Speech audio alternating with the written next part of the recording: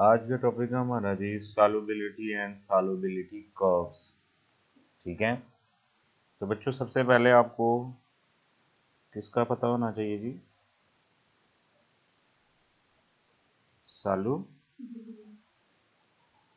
Solubility. आप already पढ़ चुके हैं कि सॉल्युबिलिटी क्या होती है। सॉल्युबिलिटी हम पढ़ के आएंगे, इसमें क्या होता है जी? Number of grams of solute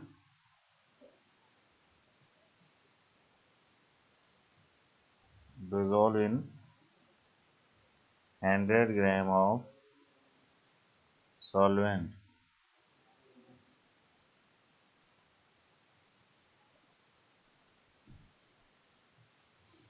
hundred gram of solvent, ये होती है जी आपकी सॉल्युबिलिटी। ओके, फिर हम देखते हैं कि किस तरह जो है वो सल्यूट जो है वो सॉल्वेंट में हल होता है। तो देखो जी, कैसे वो हल होता है। देखें जी, ये है कौन, इसके फॉर एग्जांपल मैंने इसमें डाला हुआ जी पहले सॉल्वेंट है, ठीक है, और वो वाटर है, फिर मैं इसमें NaCl डालता हूँ जो कि क्या है, सल्यूट है, वो ऐड किया। तो ये मैं बताना है कैसे ये हल होगा। इसमें क्या होते हैं जी, किस तरह होता है, हाउ। देखो आयंस या मॉलिक्यूल्स वो अपने आप को क्या करते हैं जी, ब्रेक करते हैं, फिर उसके बाद होता क्या है, अवे फ्रॉम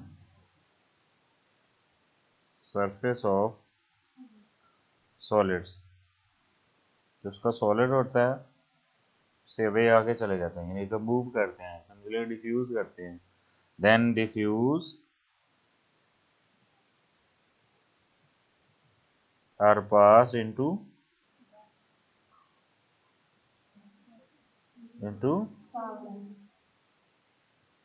सॉल्वेंट्स, सॉल्वेंट की तरफ चले जाते हैं। ठीक हो गया, ठीक है भाई, इस तरह मिक्सअप होते हैं। और ये क्या होता है जी, इस तरह सल्यूट और जो सॉल्वेंट मॉलिक्यूल है वो कांस्टेंट क्या करते हैं जी, मूव करते हैं। क्या करते हैं जी, कांस्टेंट मूव करते हैं। और मूव करने के बाद वो क्या बनाते हैं, एक होमोजीनियस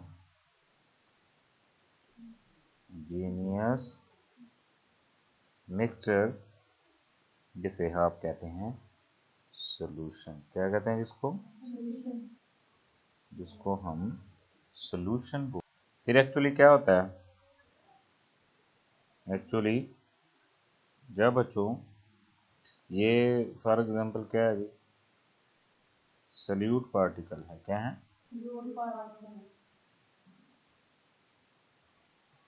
ये सल्यूट पार्टिकल है ना। तो ये जब हल हो जाता है तो ये आपस में क्या करते हैं जी, सल्यूट के पार्टिकल आपस में कोलाइड करते हैं। क्या करते हैं, कोलाइड करते हुए, क्या करते हुए, ठीक है, कलूजन की वजह से वो फिर back towards which form, solid form. This process is known as recrystallization. You must know recrystallization। अगर हमारे पास एक्सेस सॉलिड हो जाए सोल्यूशन के अंदर, क्या हो जाए, एक्सेस, तो उस वक्त rate of solutions okay equal हो जाता है rate of no no recrystallization. concentrations. This is known as rate of dynamic equilibrium.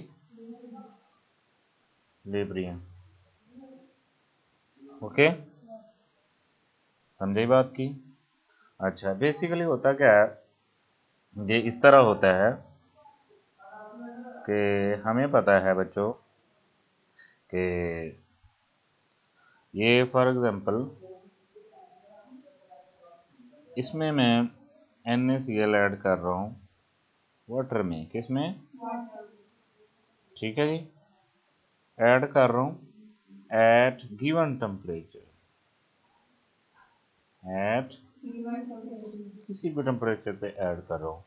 तो मुझे पता है कि एक ऐसा वक्त आएगा, फॉर एग्जांपल मैं इसको 25 डिग्री पे कर रहा हूँ, इसके अंदर 100 ग्राम वाटर है और फॉर एग्जांपल जिसके अंदर 10 ग्राम ऐड होती है।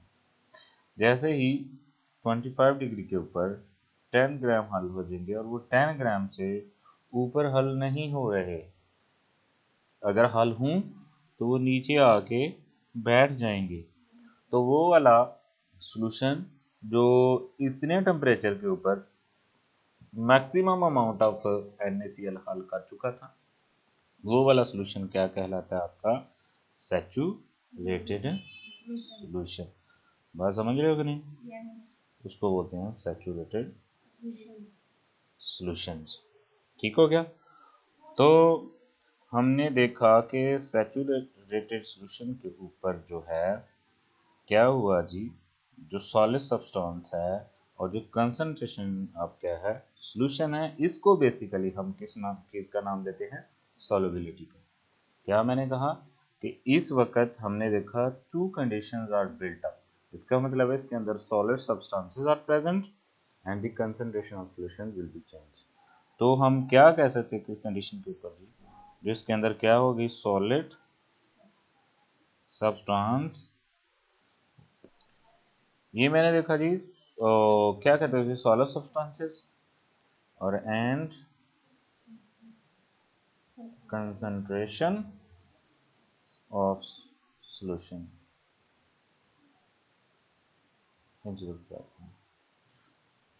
both are known as solubility। आप पहले जनरल डिफाइन पढ़ते रहे सॉल्युबिलिटी, आज हम इसकी स्पेसिफिक डिफाइंस पढ़ेंगे जो आपने में भी पहले ना पढ़ी हो। तो हम कह सकते हैं कि जो आपकी सॉल्युबिलिटी है वो बेसिकली क्या है? सॉल्युबिलिटी तो इसका मतलब है ये होती है जी concentration of solute in what? In solution at what condition?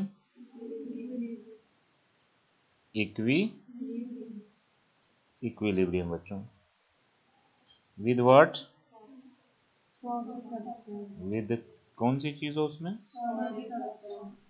solid substance at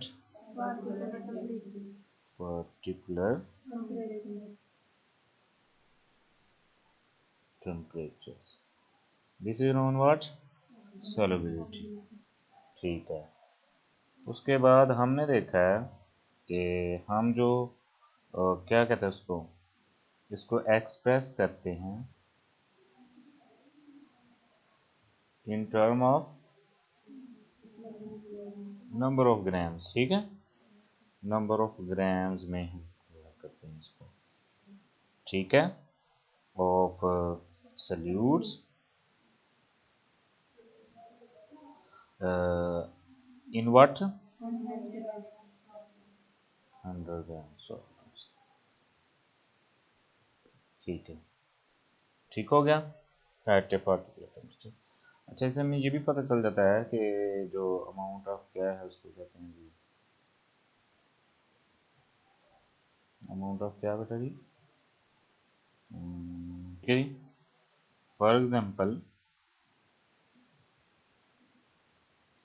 या आप ख़ास टेम्परेचर के बारे में बता, फॉर एग्जांपल NaCl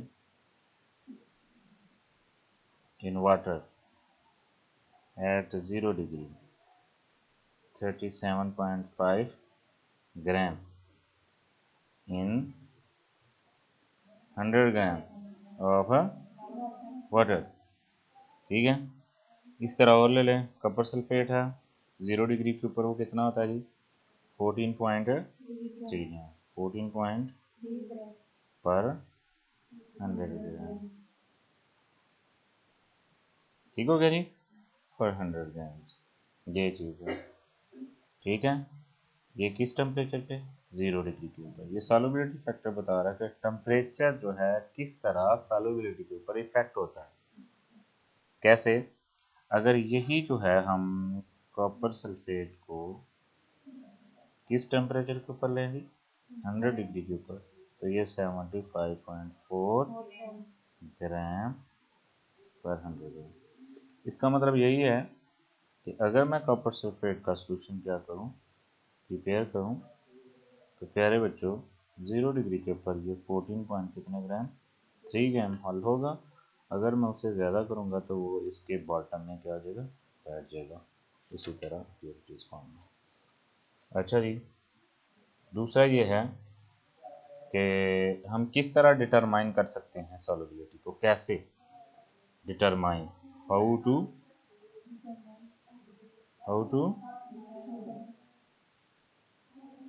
डिटरमाइन, कैसे इसको डिटरमाइन कर सकते हैं। ठीक है, तो इसके कुछ स्टेप्स होते हैं। नंबर 1 प्रिपेयर, सबसे पहले हम उस चीज़ का सब्सटेंस प्रिपेयर सैचुरेटेड, क्या करते हैं बच्चों, सैचुरेटेड सॉल्यूशन प्रिपेयर किया जाता है। ठीक होगी बात, एट कांस्टेंट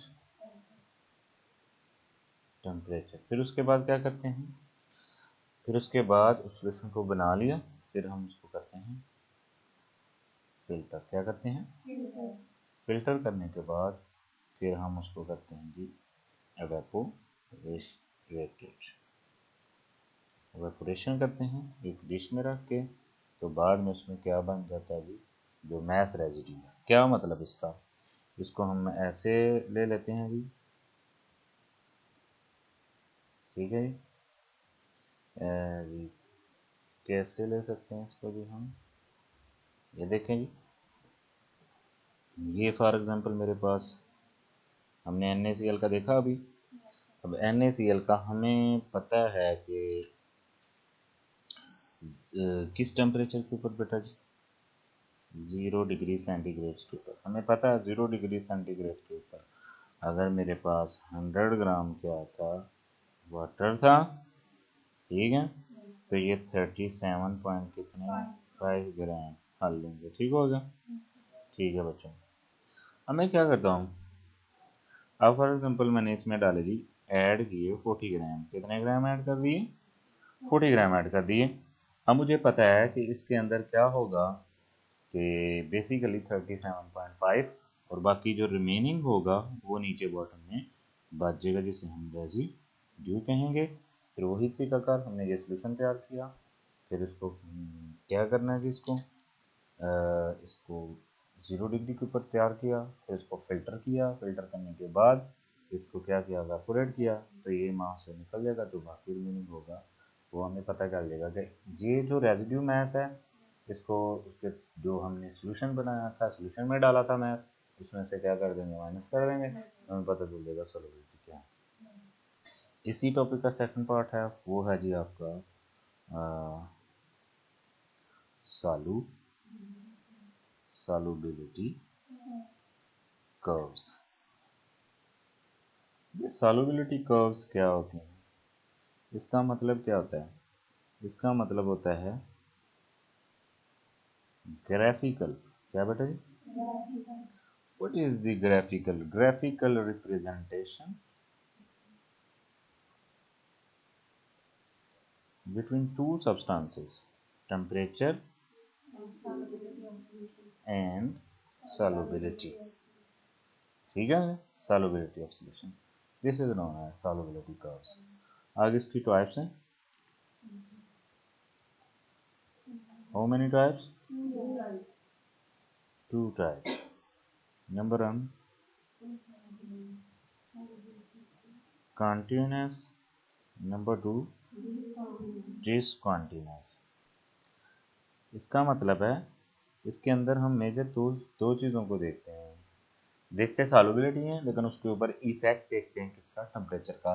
ये एज जनरल आपने प्रीवियस क्लासेस में पढ़ा होगा, effect of temperature on solubility, जिसमें आपने पढ़ा होगा heat gain, heat evolve, no heat change. तो इसका मतलब भी ये यहाँ पे कि क्या इसमें इफेक्ट पड़ता है। तो कंटिन्यूस और डिसकंटिन्यूस में देखेंगे और हम बताएंगे कि how temperature effect on the solubility or not effect.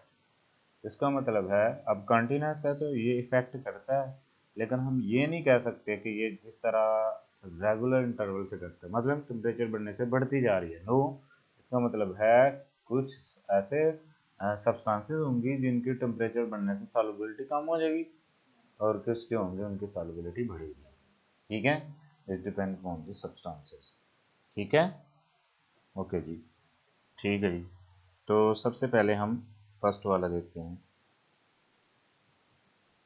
continuous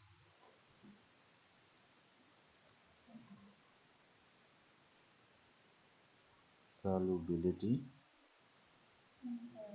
curves। इसमें बड़ी एग्जांपल दी गई हैं आपकी बुक में, लेकिन हम एक दो एग्जांपल लेंगे ताकि you can easily understand the representation of the graph. ठीक है, देखें जी, ये मैंने ग्राफ बनाया, इधर मैं लेता हूँ टेम्परेचर, ठीक हो गया, और इधर ले लेता हूँ सॉल्युबिलिटी की।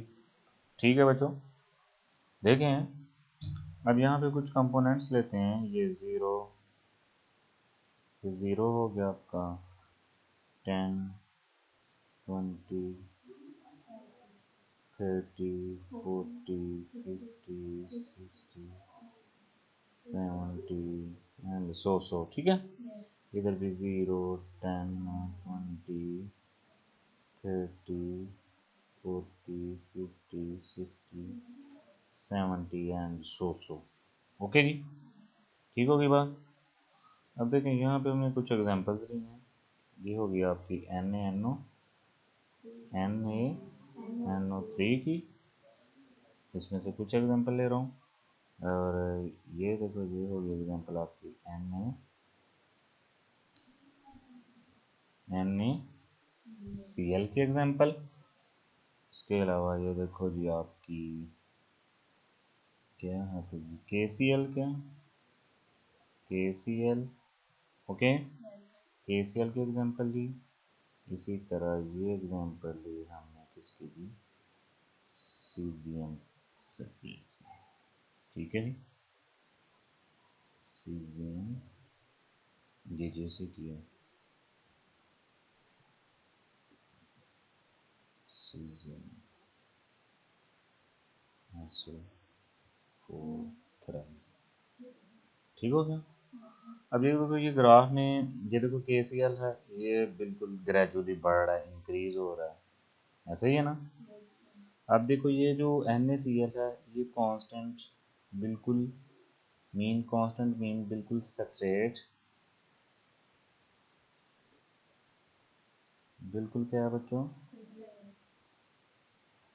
सेपरेट लाइन ऑब्टेन करेगा। अब सीजियम देखो, ये एक्सेप्शनल केस बन गया। इसका मतलब है इसमें क्या हुआ जी, सॉल्युबिलिटी क्या हुई है, इसकी डिक्रीज हुई है टेम्परेचर के साथ। ठीक है, समझे बात की। तो इससे क्या मुराद है, इसका मतलब है कि इसके अंदर कुछ जो है शोइंग जो है वो कंटिन्यूस कर्व दिखा रही है। जैसे मैंने KCl बताया, KClO3 है, K2Cr2O7 है, PbNO3 ट्वाइस है, और CaCl2 है। इन्होंने कंटिन्यूस कर्व दिखाया, जबकि जैसे आपका क्या है जी, NaCl है, NaNO3 है, इन्होंने बिल्कुल हमें क्या दी, स्ट्रेट लाइंस दी। ठीक है, और NaCl जो है उसके अंदर बिल्कुल सीधी लाइन आई और 0 से लेकर कहाँ तक, 100 डिग्री तक। इसका मतलब है उसके अंदर टेम्परेचर बढ़ने से कोई उसके अंदर सॉल्युबिलिटी के ऊपर इफेक्ट नहीं पड़ा, जबकि सीजियम सल्फेट जो था उसके अंदर एक्सेप्शनल बिहेवियर आया और वो डिक्रीज हो गया, ठीक है। और एनी हो जब वो 40 डिग्री पहुंचा उसके बाद उसकी सॉल्युबिलिटी भी क्या हो गई, कांस्टेंट हो गई, ठीक है। तो इसका मतलब है इफेक्ट जो है वो एक रेगुलर इंटरवल से इफेक्ट नहीं होता, ठीक है जी। अच्छा बच्चों, अब नंबर 2 था हमारा, वो था डिस कॉन्टिन्यूस सॉल्युबिलिटी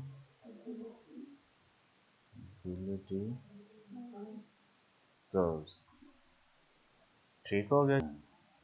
अच्छा बच्चों, डिसकंटिन्यूस मैनर्स, सम टाइम जो है ना वो कर्व जो है वो बजाय इसके के रेगुलर जाने के क्या हो जाता है, जिगजैग, डिसकंटिन्यूस उसको कह देते हैं। तो इसमें ज़्यादातर वो वाले सब्सटेंसेस होते हैं जिनके पास वाटर ऑफ हाइड्रेशन वाटर, यानी कि water of molecule water of क्या है, क्रिस्टलाइजेशन जो होते हैं ना, जिन्हें मॉलिक्यूल ऑफ क्रिस्टलाइजेशन कहते हैं, वो उनकी प्रीसेंस होने की वजह से उनकी सॉल्युबिलिटी क्या रहती है, चेंज होती है। मतलब जैसे ही उनको टेम्परेचर फर्क पड़ता है उससे वाटर मॉलिक्यूल सेपरेट होते हैं, तो उनकी सॉल्युबिलिटी जो है वो कंटिन्यूस होने की बजाय क्या हो जाती है, डिसकंटिन्यूस। क्या मतलब, इसका मतलब है कि ये कर्व जो होते हैं ना, ये डिफरेंट कम्बिनेशन ऑफ टू और मोर जो सॉल्युबिलिटी कर्व्स होती हैं, और एक न्यू ब्रेक होता है। वजह क्या, मेरे ख्याल के मुताबिक दी फेज चेंज आता है। क्या चेंज आता है, फेज चेंज। वाटर जो है वो एवेपोरेट हो जाता है, जैसे हीट अप करते हैं तो उसके अंदर सॉल्युबिलिटी जो है। इसकी कुछ एग्जांपल्स हैं और कर्व बनाई हुई हैं, जैसे ये 0, 20, 40, 60, 80 टू सो ओके, ये हैं। इधर को ये भी आपका 0 है, 20 है, 40 है, 60 है, 80 है एंड सो जो भी, ठीक हो गया जी। अब इसके अंदर एग्जाम्पल है, ये देखो, ये Na2SO4 डॉट कितने मॉलिक्यूल वाटर ऑफ क्रिस्टलाइजेशन, 10। अब इसमें क्या होगा, Na2SO4, ओके। इस तरह नेक्स्ट एग्जाम्पल है, देखिए Ca क्या है, 2 dot 6H2O, CaCl2 dot 2 4H2O, CaCl2 dot 12। देखो बेटो, इसमें वाटर देखे, number of moles of water change हो रहे हैं तो कर्व चेंज होगी। तो ये एक मैनर से नहीं है, ये जिगजैग है, अप्स एंड डाउन आ रहे हैं इसमें। तो this is known as discontinuous curves. Last में एक चीज़ दी गई है, वो आपको पता होना चाहिए, वो है जी आपकी इसी टॉपिक का एक पार्ट दिया हुआ है थोड़ा सा, उसको कहते हैं जी फ्रैक्शनल क्रिस्टलाइजेशंस, ओके जी, क्रिस्टलाइजेशंस। ये इसका मतलब क्या है, हमने देखा कि वेरिएशन जो सॉल्युबिलिटी है with different temperature for different substances, तो ये चेंज होती है, किसी में रैपिड चेंज आता है, किसी में स्लोली चेंज आता है, ग्रेजुलर चेंज आता है, ठीक है। जैसे आपने देखा कि NO3 उसमें रैपिड चेंजिंग आया, इसी तरह हमने देखा कि जैसे KBr है, KCl है, इसके अंदर क्या आया, ग्रेजुलर चेंज आया। ये क्यों है, ये बिहेवियर जो होता है कंपाउंड का, ठीक है, ये किस पे होता है, ये this is the basis depend upon the fractional crystallisations. इसका मतलब है कि इस टेक्निक्स को हम यूटिलाइज कर सकते हैं किसके लिए, टू सेपरेट इम्प्योरिटीज। कौन सी चीज बेटा जी, इम्प्योरिटीज, ठीक है, from chemical compound products, chemical products हैं उससे, ठीक है जी। अब इसमें क्या किया जाता है, इसका तरीकाकार क्या है, इसमें देखो पता क्या होता है, फॉर लेट ये एक सल्यूट और ये क्या है, इम्प्योरिटीज है, इसको डाला किस चीज़ में, सूट में, तो ये पता क्या कि ये जो इम्प्योरिटीज है ये मोर सॉल्युबल है, ये जो है क्या है बेटा जी, मोर सॉल्युबल, ठीक हो गया। और ये जो है ये क्या है, लेस सॉल्युबल है, ठीक हो गया। ये मोर सॉल्युबल है, ये लेस सॉल्युबल है। तो हम क्या करते हैं, हम इनको मिक्स करते हैं किसी सॉल्वेंट में, किसमें मिक्स करते हैं। मिक्स किया तो इसका मतलब है ये जो इम्प्योरिटीज है जो वो जो जो प्योर सल्यूट है उससे ज़्यादा हल है, सॉल्वेंट में हल हो गई। उसको गर्म किया जाता है, हीट अप किया जाता है। तो हीट करने से क्या होता है, जैसे ही करेंगे तो इसका मतलब है कि ये जो सल्यूट है ये हल नहीं होगा इतना, और जो इम्प्योरिटीज है वो ज़्यादा हल, ये ऑलरेडी पहले सल्यूट में मिक्सअप की, तो ये हल हो गई इम्प्योरिटीज। तो हम क्या करेंगे इसको भाई, हम बच्चों इसको ऐसे करेंगे, इसको इसका सैचुरेटेड सॉल्यूशन बनाएंगे, हल करेंगे। और जैसे ही हल किया तो जो क्या होगा आपका जी, जो इम्प्योरिटी जो सल्यूट वगैरह होगा वो प्यारे बच्चों उसमें हल नहीं होगा, वो नीचे बैठ जाएगा किसकी फॉर्म में, क्रिस्टल्स की फॉर्म में। फिर हम इसको वेपोरेट करेंगे तो इसका मतलब है ये आसानी से हमें क्या हो जाएगी, जो सल्यूट है, जो जेन्युइन चीज़ है वो हासिल हो जाएगी और इम्प्योरिटीज वो अलग हो जाएगी। That is the topic of the day. ये सारा सॉल्युबिलिटीज वाला जो है टॉपिक यहाँ पे क्या हो जाता है जी, आपका फिनिश हो जाता है। ठीक हो गया जी, ओके जी, अल्लाह हाफिज़।